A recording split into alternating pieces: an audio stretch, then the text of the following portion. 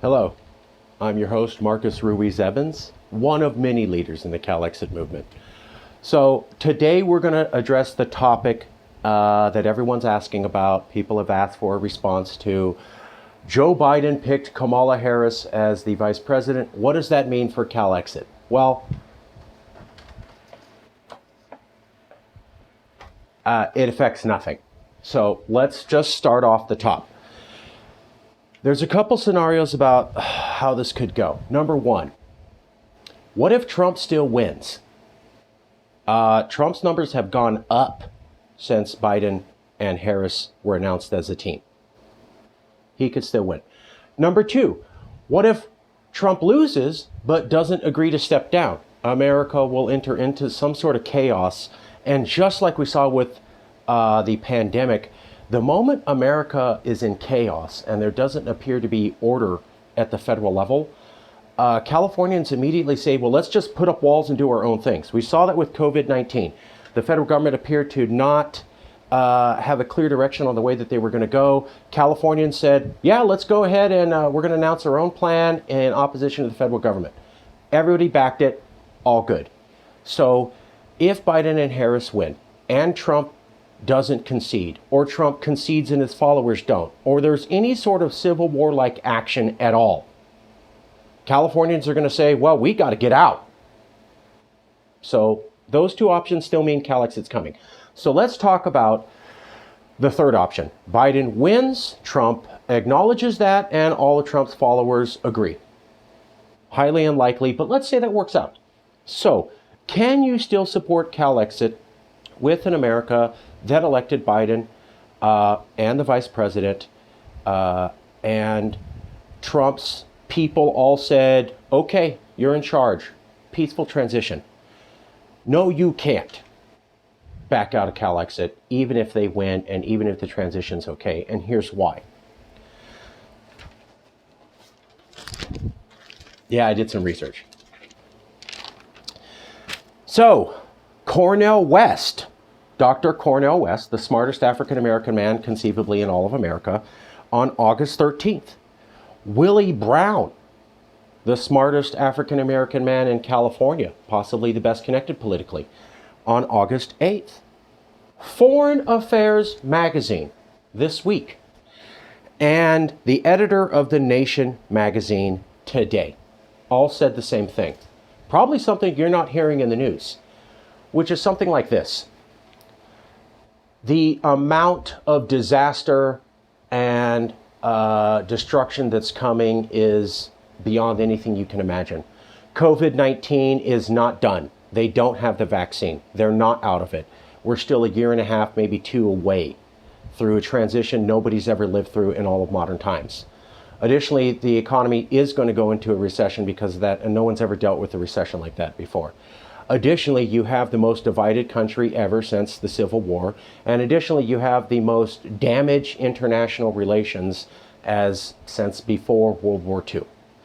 So Biden and Harris are going to have to come in here, make the economy all perfect, handle the COVID pandemic perfectly, then fix all the international relations so foreign countries will work with America, and make sure everybody in America comes back together again. They asked Biden how he's going to reach out to Trump's followers, and he said, probably not. So, number one, I don't see how you're going to bend the country back together when Biden literally said, I'm probably not going to be able to reach out to Trump's hardcore followers at all. You just wrote off 30-40% of the country. So that division's not going to get fixed. Now we're looking at COVID-19, the economy, and international relations. Well, this is what Willie Brown, Cornel West, Foreign Affairs magazine, and the editor of The Nation said. Huge problem. Nobody's ever seen that scale of disaster before.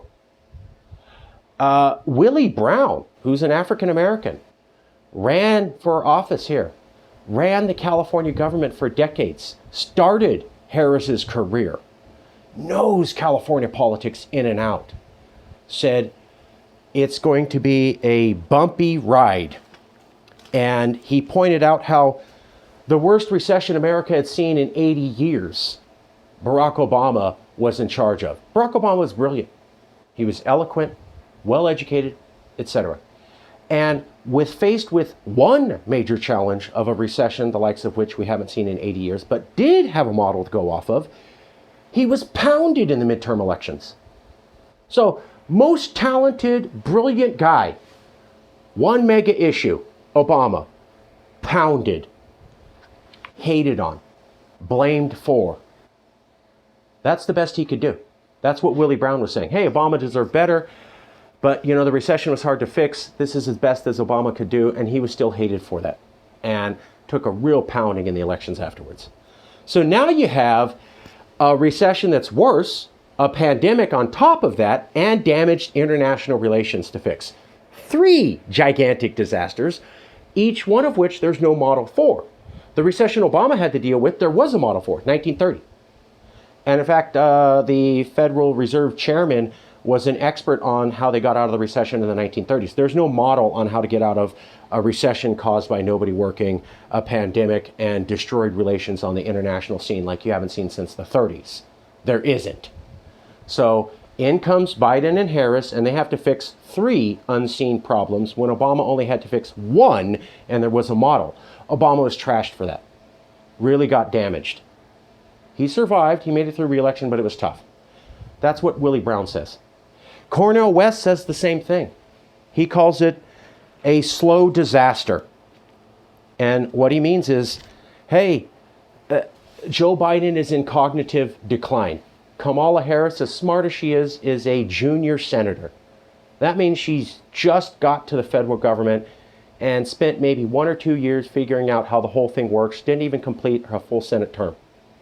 So someone who barely understands how the federal government works, barely worked there, and a guy who is in serious mental decline are going to handle 3 unique global problems that no one has ever seen before. Willie Brown, one of the most politically well-known, well-aware, super connected people in California, says, ain't gonna happen, giant disaster coming. In fact, he wrote the letter saying to Harris to not take the vice president thing because the disaster coming with Biden and Harris trying to handle these problems as best as they can is going to be so bad it will permanently damage her career. That's what Willie Brown said. Cornel West said largely the same thing.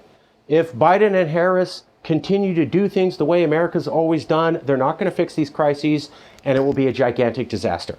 In fact, the word he used was slow disaster. We looked up the meaning from the United Nations Global Response Group, and they described a slow onset disaster as something that comes not from a single event or one particular problem, but emerges gradually over time from a confluence of events. Confluence of events, slowly, over time. That's what the UN designs it. Cornel West, smartest black man in all of America, says, hey, here's what's going on. Willie Brown, most politically connected, most politically aware black man in all of California, says, hey, here's what's going on. The Nation magazine today and Foreign Affairs, the editor of the Nation magazine today and the Foreign Affairs magazine both said these problems are going to be so huge they're probably not going to be fixed right. And Biden and Harris are going to go right into that. So this is great for the movement. People said when Trump was elected, that was an aberration, that was a freak show. That's not America.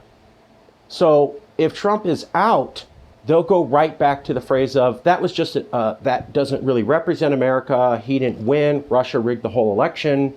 Even though you and I both know, you remove California, our votes out, Trump won the popular vote.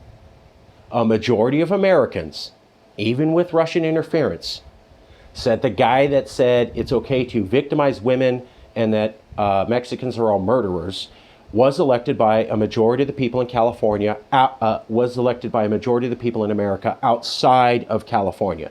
So if you look, here's California, here's the rest of America. A majority of these people, not us, said Trump's our guy. You're supposed to ignore that and act like it's just a freak show. Okay, that's not true, but if you want to believe that, sure.